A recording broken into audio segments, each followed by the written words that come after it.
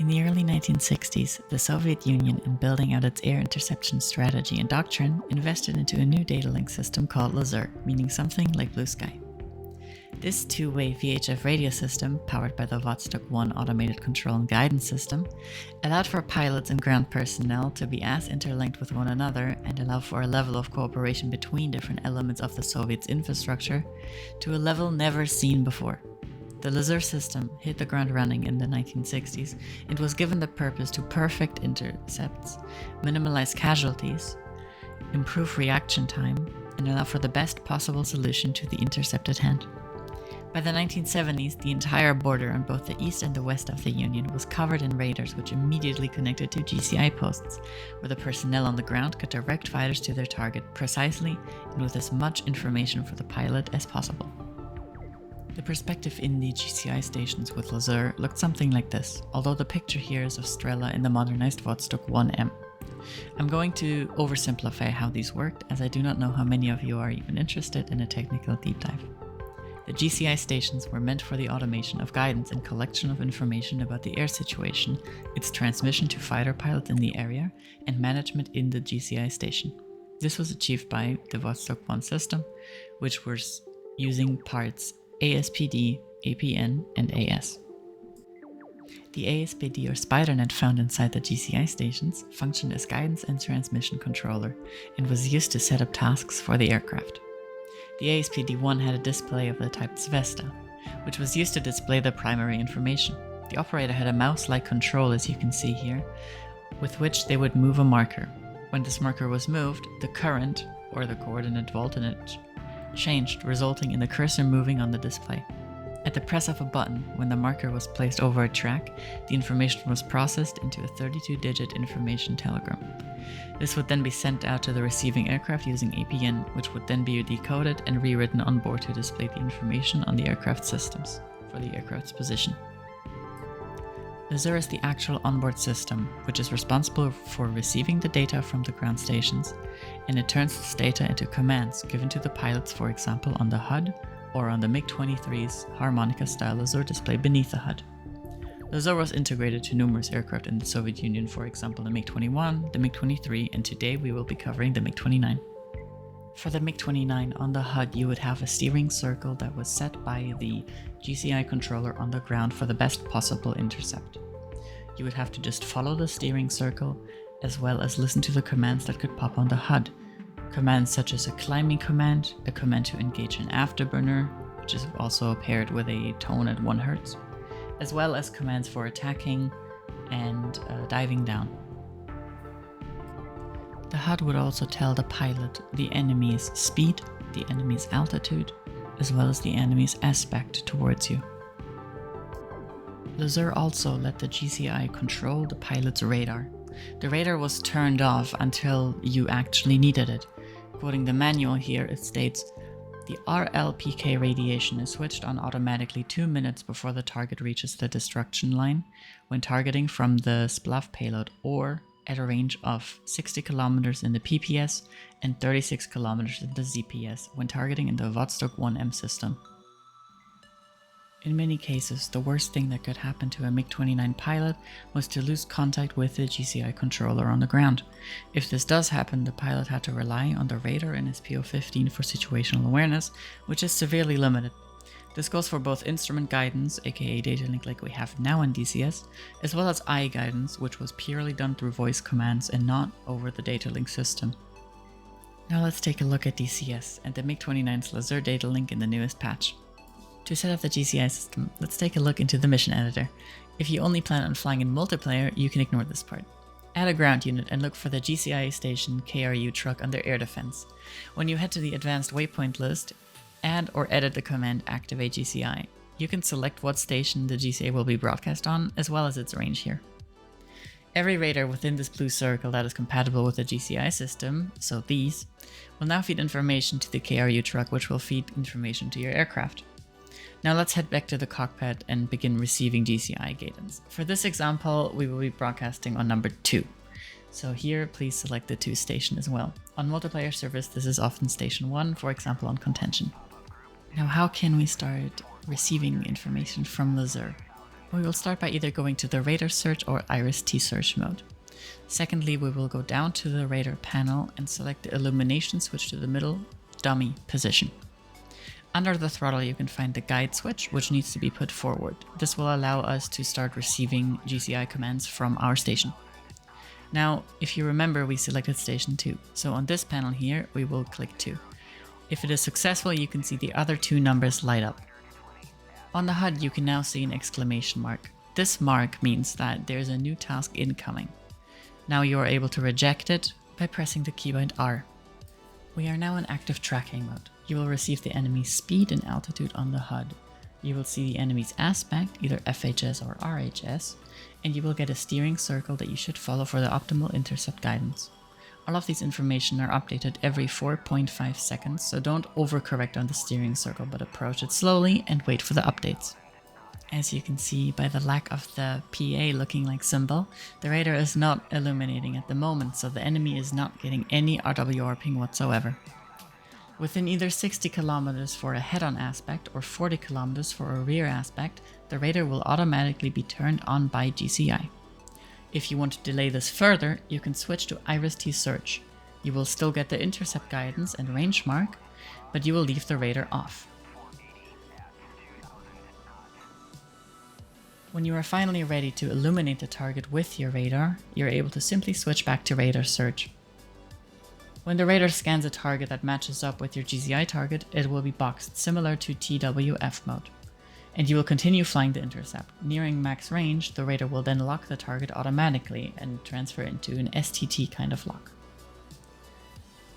If you see the A symbol on the HUD, you are clear to attack the target, although in DCS this is not simulated as much.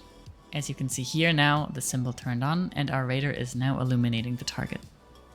Here got detected and we immediately boxed them.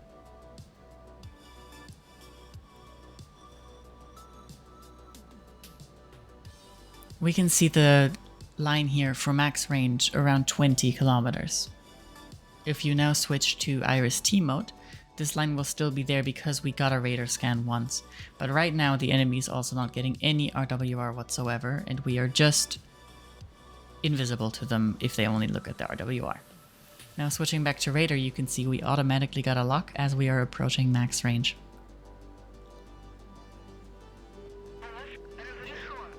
As I fire here, I will show how good Lazur is at regaining locks that you lost. Because we're in head-on mode, we don't have pursuit. Here I break lock intentionally, and immediately, within a little over 4 seconds, we regain lock on the target, and the missile will still hit, even though we lost lock for a considerable amount of time. Doing this manually or with TWF is also possible, but the advantage that Lazur gives us is that it happens instantaneously. And even TWF does not adjust for delta H, whilst Lazur handles all of that, and within minimal time you regain your lock. Now, let's note that the ranges that Lazur works at is depending on your own altitude. Because we are working with radio here, we also have to factor in line of sight, distance from the station, and our own altitude. If we get too low, we will lose the signal from Lazur. As you can see here, I dive down to below 1000 and like 500 meters. And I will, in short amount of time, lose track entirely.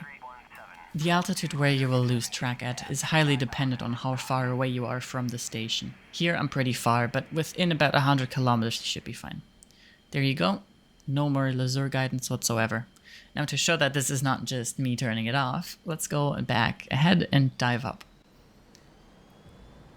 And the second that I go at about 1000 or 1 kilometer, and you can see, boom, Lazur is back.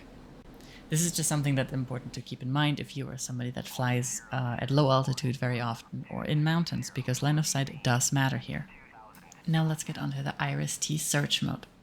It is arguably the biggest change to this mode that matters for Lazur when you are really wanting to use this mode.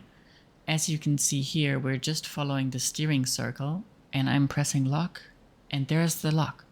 This is the target. It's that easy. You can just place the circle within the crosshair, and you will get a lock. What else works is if you are at an offset, you can look around the circle roughly, hold TDC, and it will lock. It is not a one-to-one match, I think, but it is the easiest way is just to fly straight for the circle and hold block. We gain so much more situational awareness with this mode, as we have SPO-15 as well as all of the target information, even if we at the moment don't have them locked with IRST. Lazur really helps greatly with this, and being able to still see all the same information like speed, altitude, aspect, and whatever else you really need is invaluable. Also note that here I did not turn my radar on before trying this, so you will not see the maximum weapon range bar.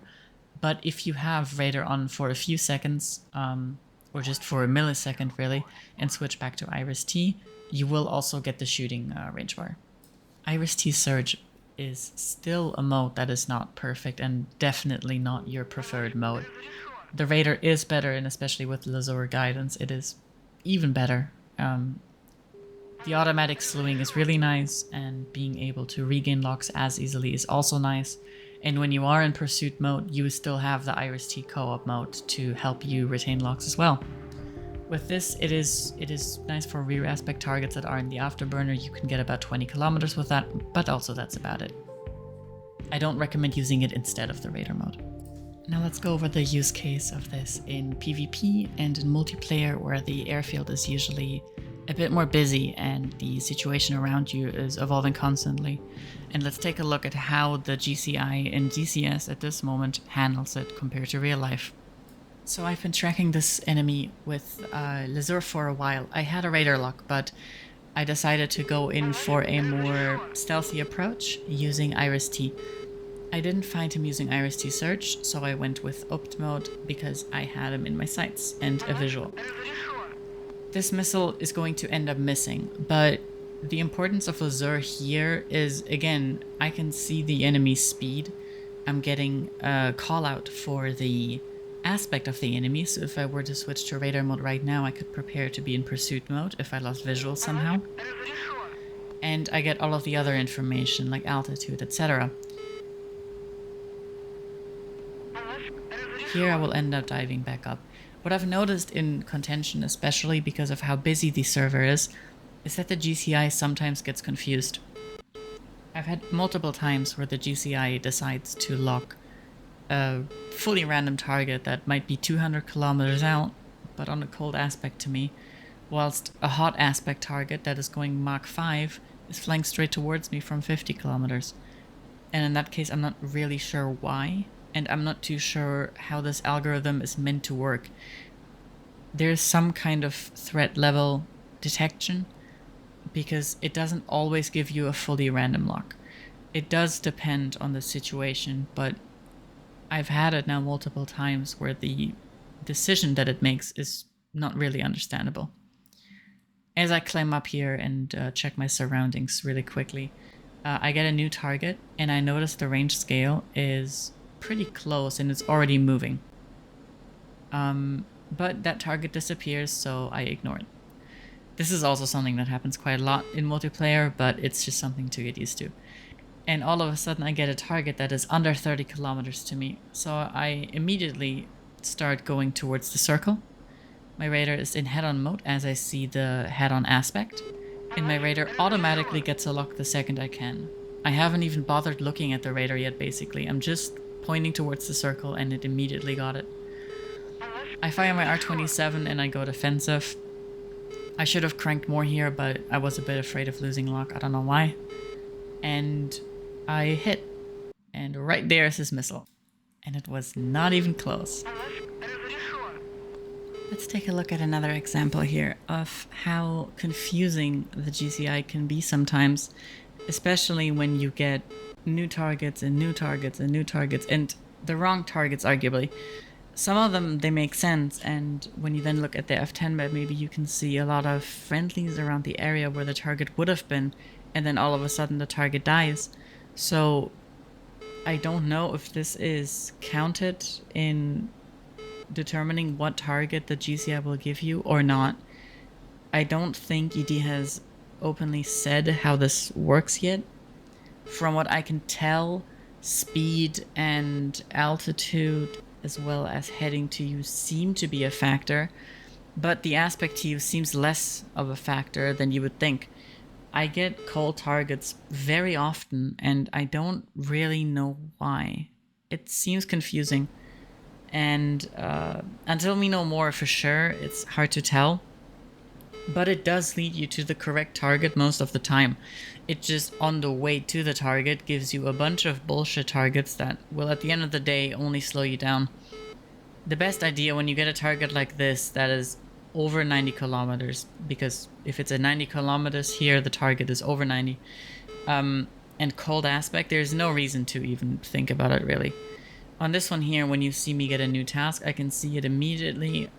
My radar immediately turns on. It is at around 40 kilometers, even closer.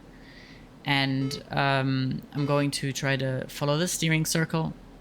The target is on the deck here, so I will carry a lot of speed down there. The radar automatically locks the target. And I'm going to fire my R27R here.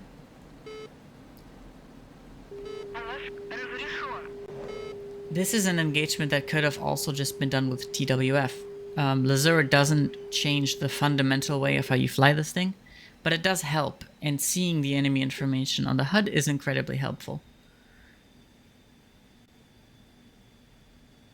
My R27 is taking a bit, so I decide to fire an R73, but my R27R actually just ends up hitting here. And this is kind of the average engagement that you will see, where some F-14BU will be on the deck, not really paying attention. And it's also important to mention that a big part of why I got this kill is because the RWR of that enemy was entirely blind for the majority of that engagement. Your biggest advantage truly is no warning for the enemy right up until you shoot. You don't have to have your radar on right up until then. You can be in IRST mode for as long as you want, and you will still get all of the symbology and information that you need. I recommend waiting till about max range. Sometimes 60 kilometers can be that. I have had, the other day, I've had a 50 kilometer launch of an R27R. And whilst it is rare, it does happen. And in that case, a 60 kilometer radar on command might actually make sense. So this does work very well. In rear aspect, 40 kilometers is also more than enough.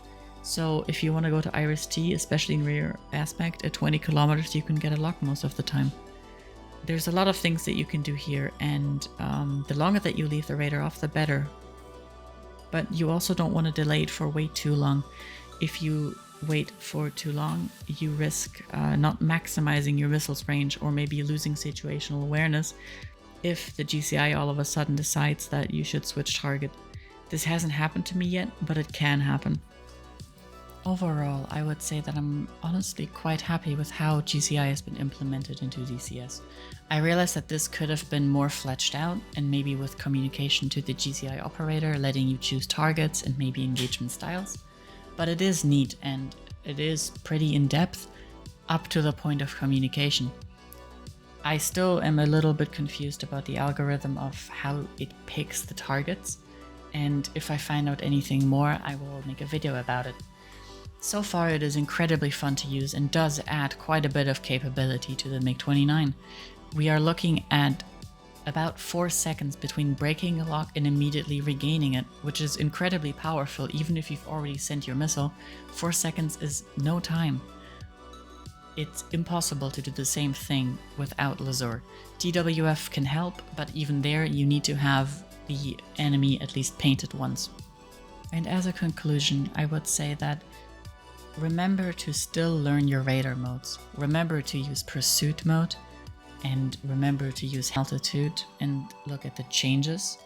Be aware that your GCI might not be sending you to the closest target at all times. And also be aware that when you turn on the radar manually with the illumination switch, that you will not have automatic TDC and Delta H guidance. We are at the moment missing 2 symbols, mainly the B and the afterburner symbol, which I hope will be added at some point, but they will not make the biggest of differences anyway. I think that Lazur adds a lot of capability to both long-range BVR fights as well as short-range fights. In the short range, if you have the right target selected by GCI, you will basically always get a lock and in no time. And at long ranges, it is really nice to have continuous guidance and have the radar off for as long as possible. In a BVR scenario, reducing the enemy's situational awareness is invaluable and will really help you get kills. I recommend going with the IRST Search mode for delaying the radar turning on even more, but either way it works. If you have any questions about the GCI in DCS at the moment or historically, please let me know. I am in the middle of testing all of this out still, and I will share anything else that I can. I appreciate all of you watching so much, and anything that confuses you, please put it down in the comments. I will try to help everything that I can. Thank you so much for watching. I appreciate all of the love and have a great day.